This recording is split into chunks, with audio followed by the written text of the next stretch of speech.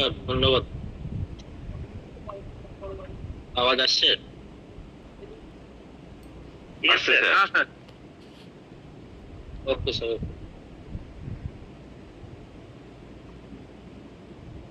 আমরা যে cardinal rules আজকে আমাদের আলোচনার বিষয়, সেটা হচ্ছে এটাই যে আমরা কারোর ভাবনার সাথে খেলোয়াড় করব না। আমরা কারোর টাকা পয়সা নিয়ে কখনো আমরা খেলোয়াড় করবো না। এটাই কিন্তু আজকে কার্ডিনাল রুলস এর একটা পার্ট। আমরা এগুলোকে অনেক সময় নজরআন্দাজ করি। আমরা মনে করি যে এটা কিছুই না।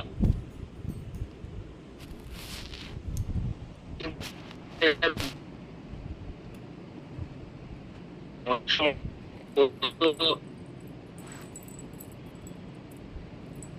আমরা যাতে না করতে, ধার যাতে না করতে বা ধার যাতে দিতে না হয়, সেদিক থেকে বিরত থাকবো।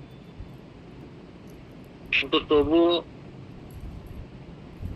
এমন এমন সিচুয়েশন আসে, এমন এমন পরিস্থিতি তৈরি হয়, সেখানে হয়তো আমাদের কিছুক্ষণের জন্য বা কয়েক দিনের জন্য ধার দেওয়া করতে হয়। কিন্তু মাথায় আমাদেরকে রাখতে হবে যে সামনের বেলা যার কাছে আমরা ধার নিলাম, সেই ব্যক্তি চালানোর আগেই আমাকে এই ধার পরিশোধ করতে হবে। আর বাই চান্স যদি মনে হয় যে টাইম আমি নিয়েছি, সেই টাইমের মধ্যে পেরে উঠতে পারছি না, তাহলেও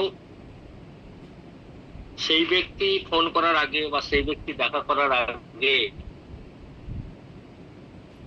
আমাকে তার কাছে আগে সারেন্ডার হতে হবে যে দাদা, আমি তো এই ডেটের মধ্যে দেবো ভেবেছিলাম, কিন্তু সেটা পেরে উঠতে পারলাম না। আমি আগামী 2-1 দিনের মধ্যে তাও একটা ফিক্সড ডেট তাকে দেওয়া। দেখুন, এখন রাস্তা তো এখানে দিয়েছে, কিন্তু এটা আবার বারবার ইউজ করাও যাবে না।